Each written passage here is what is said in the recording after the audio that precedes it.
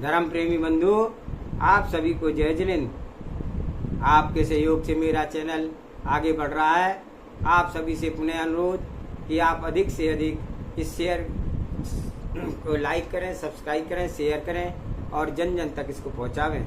सर्वप्रथम मंगलाचरण करते हैं। ओंकारं बिंदु संयुक्तम नित्यम ध्यायन्ति योगिने कामिदं मोक्षितं चैव ओंकाराय नमो नमः। अवरल शब्द गणौगा प्रक्षालति सकल भूतल मल कलंका मुनि उपार्षि तीर्था सरस्वती अर्थो नो दूरतान अज्ञान तिमिर अंधानाम ज्ञान अंजन शलाकया चक्षुभी उन्मिलितमेन तस्मै श्री गुरुवे नमः। श्री परम गुरुवे नमः। परम्पराचार्य श्री गुरुवे नमः।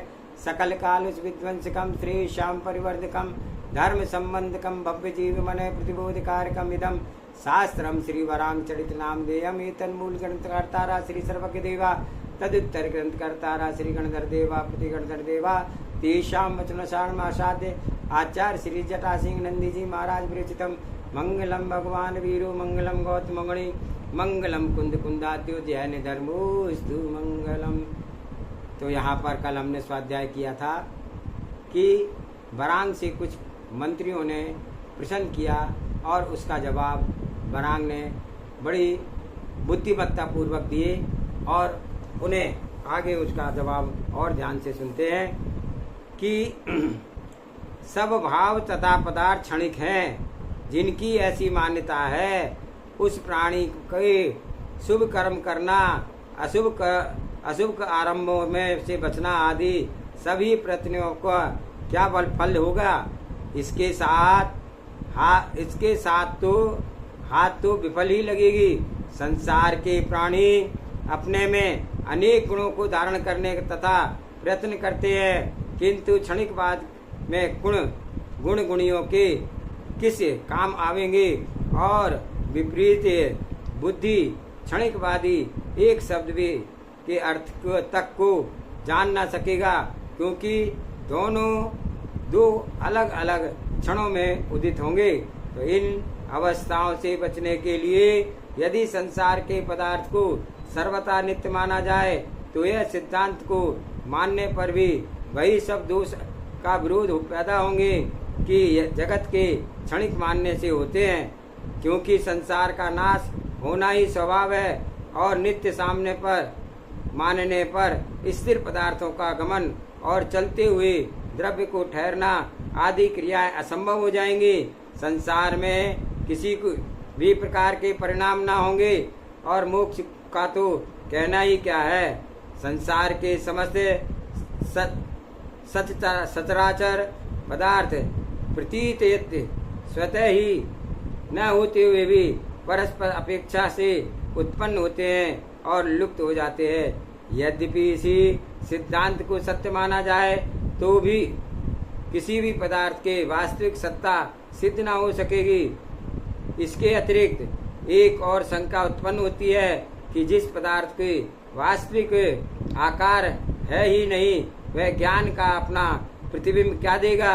फलतः प्रतिवादी के सिद्धांत की मूल भित्ति के ही असिद्ध हो जाने के कारण से उसका समस्त कथन ही असत्य हो जाएगा। उक्त क्रम से विकल्पों के सदोष सिद्ध होने के कारण से यदि यही माना जाए कि आत्मा को अपने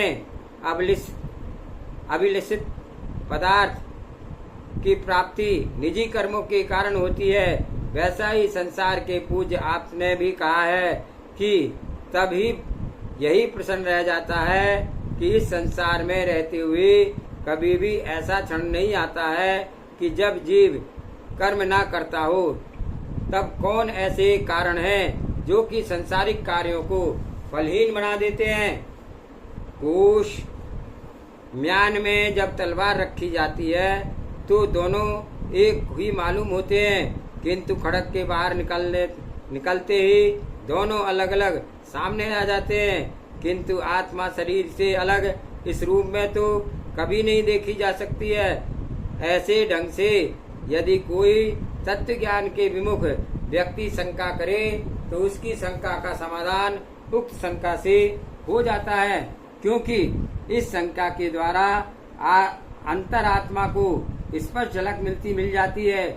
यदि कोई तत्वों को जानने का इच्छुक यह मानता है कि परमात्मा ही संसार के अनंत जीव राशि को उसी प्रकार बनाता है जिस प्रकार कुम्हार आदि शिल्पी घड़ा गोला आदि संसारिक पदार्थों को बनाते हैं, तो यह कहना होगा कि इस सिद्धांत को महत्व देने वाला विचारक जानबूझ करके तत्व दृष्टि की उपेक्षा कर रहा है, क्योंकि उसके मत से तो समस्त जीवों के द्रव्य दृष्टि की नित्यता न सिद्ध होकर के दूसरी अनित्यता ही उपस्थित परिस्थिति हो जाएगी। यदि आत्मा को संसार भर में व्यापक माना जाएगा तो उसका कहीं से कहीं जाना अथवा रुकना बंध तथा मोक्ष आदि अवस्थाएं सर्वथा असंगत हो जाएंगी।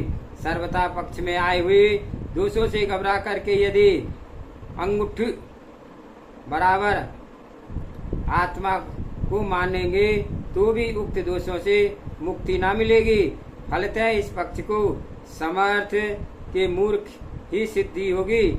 इन्हीं प्रतिवादियों की बुद्धि तो इतना अधिक विकसित हो गई है कि वे आत्मा के अस्तित्व को ही नहीं मानते हैं, क्योंकि सुख दुख आदि फलों और प्रयत्न आदि क्रियाओं से सिवा कोई आत्मा अलग तो नहीं दिखता है, तथा आत्मा की गति आदि के समान कोई स्पष्ट लिंग भी नहीं मिलता है जिससे कि आत्मा अभ्रांतिक सिद्धि हो सके। इस विचार से एक ही बात पूछनी है कि वह अपने आप ही बोलता हूँ, यदि बातों का अनुभव कैसे करता है।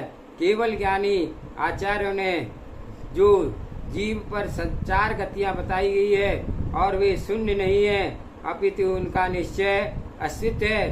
कौन नहीं जानता है कि विधि भागों में विभक्त अनंत जीव राशि के सुख दुख आदि समस्त भावों का अति स्पष्ट अनुभव होता है, और यह ज्ञान क्षण युग बुद्धिमान जीव ही शुभ अशुभ कर्म मार्ग के ऊपर चलते ही उक्त चारों गतियों के चक्कर काटता रहता है।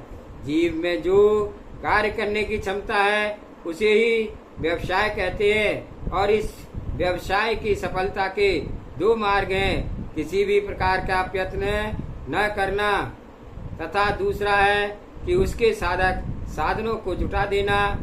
जो महान संसार में महान आत्मा अपनी साधना से सफल हुए, उनका कहना है कि जो लोग स्वतः सामर्थ्यवान होते हुए भी किसी कार्य की सफलता के लिए प्रयत्न नहीं करते हैं, वे कभी भी सफल नहीं होते हैं। तो जिस मूल धातु में सोना नहीं है उसी को लेकर यदि कोई मनुष्य अग्नि में डाल देता है तो चिरकाल तक ज्वाला को प्रज्वलित करते रहने पर झोंकता रहता है, तो भी उसके हाथ थोड़ा सा भी सोना नहीं लगता है।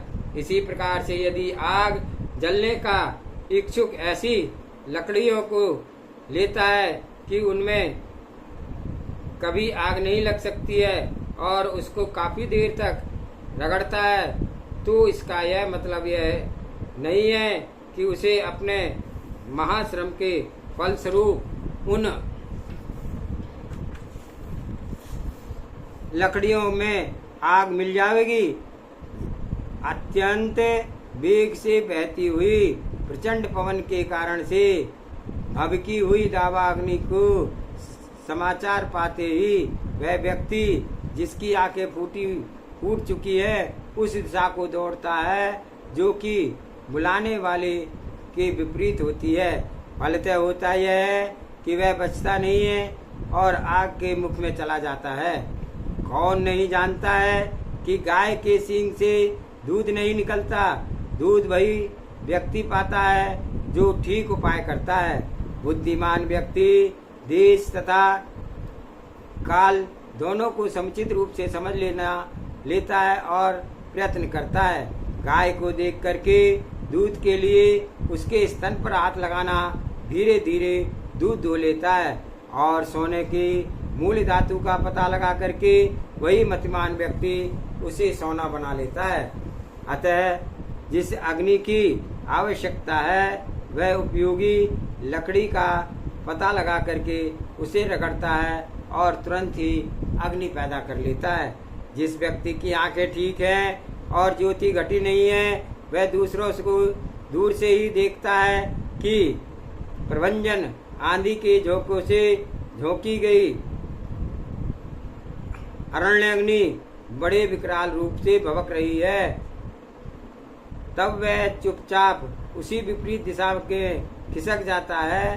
तात्पर्य यह है कि जो व्यक्ति समुचित साधनों को जुटा करके प्रयत्न करते हैं, वे सर्वथा सफल ही नहीं होते, अपितु उनकी समस्त प्रवृत्तियां इतनी सफल होती हैं कि सफल होते ही हैं और दुख का नाम भी नहीं जानते हैं। नियति, कर्म, यमराज, काल, देव, रात्रि, इंद्र आदि ग्रह, कर्म, निक्षेप, भाग्य, ईश्वर, पुरुषार्थ, स्वभाव आदि संसार की उत्पत्ति, तिथि तथा प्रलय के प्रधान प्रेरक हैं। इस प्रकार जो एक एक को प्रधानता दी है, वह किसके एक नए की अपेक्षा से कहा है।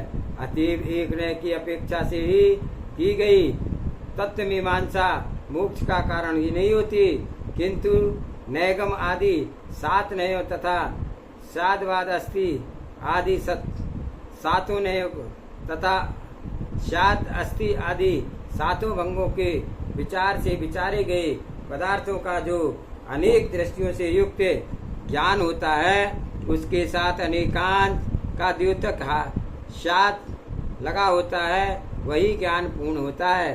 पदार्थों का व्यापक ज्ञान पदार्थ प्राप्त करने के लिए निष्पक्ष विचारों से इसी सारणी का आश्रय लिया है। अतएव इस प्रकार से प्राप्त किया गया ज्ञान ही विवेकी पुरुषों के मोक्ष लक्ष्मी को मिलने में सहायक होता है। संसारी जीव अपने पूर्व जन्म में किए गए कर्मों के फंदों में पड़ करके बंधे हुए हैं, इसलिए अनादि काल से आरंभ करते और अनंत काल तक प्रयत्न नरक आदि गतियों को घसीटे जाते हैं।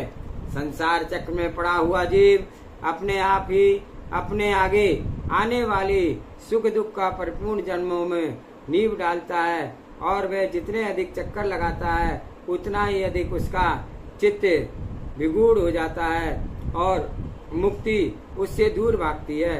इस सब यह आत्मा शुभ अशुभ क्रियाओं तथा समदम आदि गुणों से सुवृद्ध तथा आधार होता है, उस समय भी उस पर चढ़ी हुई पापों की परत न तो नष्ट हो जा होती है और न ही घटती ही है। आज फलतः यह संसार से छुटकारा नहीं मिल पाया है, किंतु जिस समय वह आध्यात्मिक ज्ञान सुख आदि गुणों को पूर्ण रूप से विकास के लिए उक्त गुणों को अपने आप में पुष्ट करता है, तो उसी समय वह क्षण में ही समस्त सांसारिक बंधनों को तोड़ करके फेंक देता है और शीघ्र ही मोक्ष में जा पहुंचता है। जब यह आत्मा शुभ कर्मों को ही कमाता है, तो उसका निश्चित फल यह होता है कि वह अपने आगामी पर्याय में जिस किसी फल को पाता है और जिसका निश्चय फल सुभोग ही नहीं होता, अपितु उसका आगे के लिए शुभ कार्यों में बंध भी होता है। तो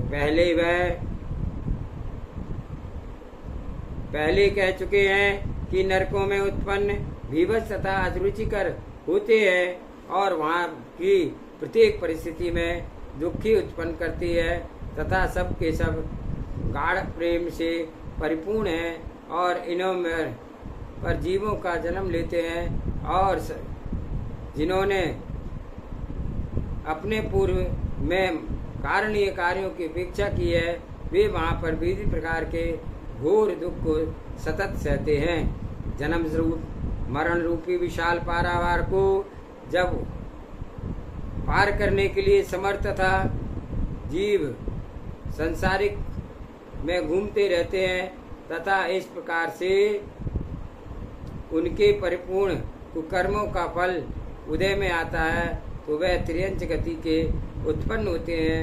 और यहाँ पर आश्रय की यही है अकारण है कि बिना अपराध के बंधन प्राण लेने वाला परिश्रम तथा किसी प्रकार से एक दो बूंद नहीं अनेक अनिर्थ को भी झेलते हैं और जो इन पूर्वकृत कर्मों को ही फल देते हैं। जो मनुष्योचित गुण को सर्वथा हीन है तथा जिसमें नैसर्गिक तेजस और गौरव ही नहीं है और वे पुरुष पूर्वकृत पापों के रूप व्यवस्था में जाने पर ऐसी दुर्व्यवस्था को प्राप्त हो जाते हैं। उन्हें अपनी बेटी के लिए स्वयं दूसरे के ओर देखना ही पड़ता है। उन पर सदा ही भय का भूत सवार होता है और जिस समय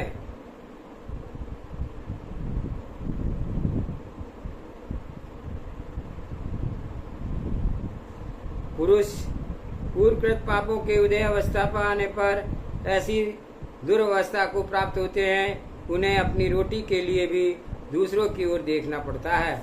उन पर सदा ही भय के भूत सवार रहता है। जब देखो तभी खेत किन रहते हैं। उनका जीवन निंदनीय हो जाता है तथा बेचारे भिक्षुक होकर के असमय ही काल के कबलागित हो जाते हैं। स्वयं स्नेही तथा संपन्न परिवार तथा विविध वैभव असंख्यात लक्ष्मी यथार्थ ग्राही मति शेष गंभीर ज्ञान निर्मल यश तथा जगत विख्यात यश वंश पूर्वकृत पुण्यों से ही फल से ही प्राप्त होता है। जिन कर्तव्यनिष्ठ व्यक्तियों ने पर्याप्त पुण्य का संचय किया है उन्हीं को मनमोहक कांति प्रभाविक कांति होती है।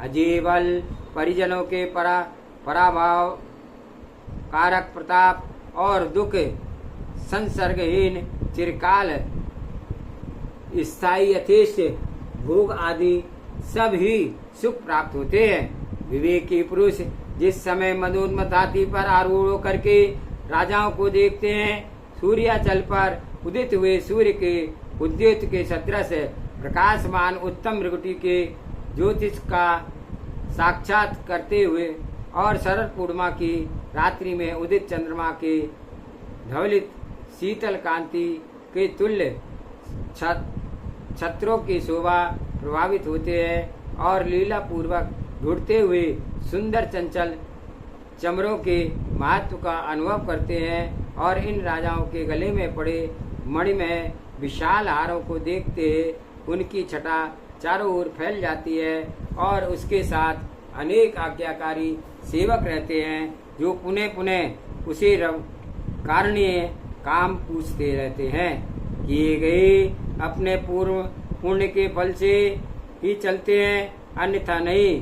प्रत्येक राजा में अनेक अनुपम पराक्रमी तथा लोकोत्तर बलशाली पुरुष ही नहीं होते, अपितु वहाँ के उच्च वन शारीरिक सौंदर्य तेज मनमोहक कांति आदि गुणों के संबंध से लोग राजा के ही सम्मान होते हैं। और इस प्रकार से योग एक दूसरे पुरुषों को ही नहीं अपितु करोड़ों पुरुषों को राजा नामधारी अकेला किंतु जंतु ही शासन करता है और जिसमें कोई असाधारण साधक नहीं है, अपितु उसका पूर्वोपार्जित पुण्य ही परम प्रेरक है। जो पुरुष इस जन्म में अपने तथा पराय कल्याण के साधक कार्यों में लीन रहता है, वह यहाँ की आयु समाप्त होते ही दूसरे जन्म में स्वर्गलोक में की शोभा बढ़ाता है।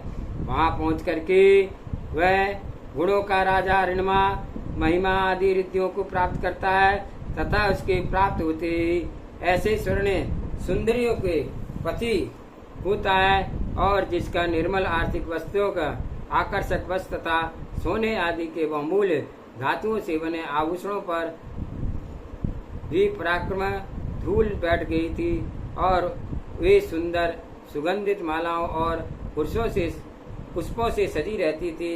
ये सब कभी मुरझाती नहीं थी और उनकी लक्ष्मी रूपी शुभ तथा आकर्षक होती थी, ललित कलाओं से पारंगत होती थी और सभी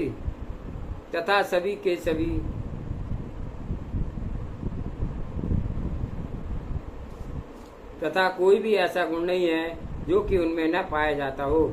वे देवांगनाएं जब किसी से बोलती थी तो उसके पहले मुस्कुराती थी तथा उसके शब्दों को अत्यंत प्रिय बोलती थी और उसकी चेष्टाएं करती थी तथा सुरती उत्तेजित करती थी और विशेष वेशभूषा से कुलीन तथा उन्नत न्यायिकाओं के अनुकूल होती थी। हाव भाव आदि विशाल नष्ट शिष्ट और इष्ट आदि तथा रुकना आदि विभ्रम हृदयहारी होते हैं। तो जिससे ऐसी प्रक्रियाओं के साथ पूर्ण आत्मा स्वर्ग में सदा विलास करते हैं। देवताओं के राजा इंद्र के गले पड़े हार तथा कानों के कुंडल को कांति तथा उद्योत इतने विशाल होते हैं कि यदि एक हाथ एक दो नहीं हजारों करोड़ों सूर्य उदित हो जाएंगे तो हम इसमें सम्मिलित प्रभा को उसकी समता न कर सकेगी। और इंद्र के अपने जीवन में कभी भी शोक नहीं, कल्पना को नहीं मानता है और वह अपने पूर्व भाव में आर्जित गुणों के प्रभाव से ही चिरकाल पर्यंत तक स्वर्ग के स्वामियों को भी प्रधानता करता है। राजसभा में उन्नत सिंहासन पर विराजमान सम्राट वरांग के गंभीर पूर्ण अर्थपूर्ण सरल तथा मधुर वचनों के द्वारा मिथ्या दृष्टि मत प्रवर्तक के द्वारा चलाए गए कुमार्गों को कुतर्कों का खंडन किया था और समस्त ज्ञान खंडित करता है। सप्त ज्ञान तथा सप्त व्यंग युक्त परिपूर्ण अज्ञान के साधक मार्ग में समझाया था और वह सब उपदेश से उस समय उन्हें अत्यंत संतोष को प्राप्त होती थी और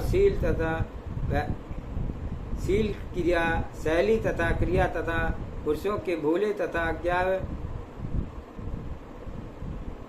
अज्ञानी उनके सरल हृदय को ठगने वाले अभिलाषी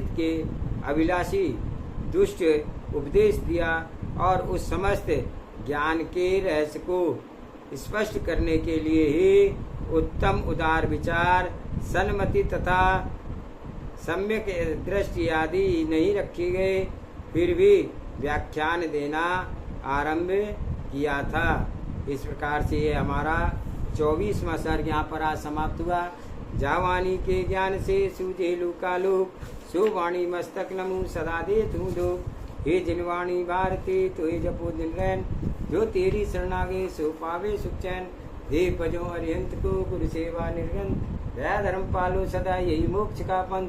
नौवार नमोकार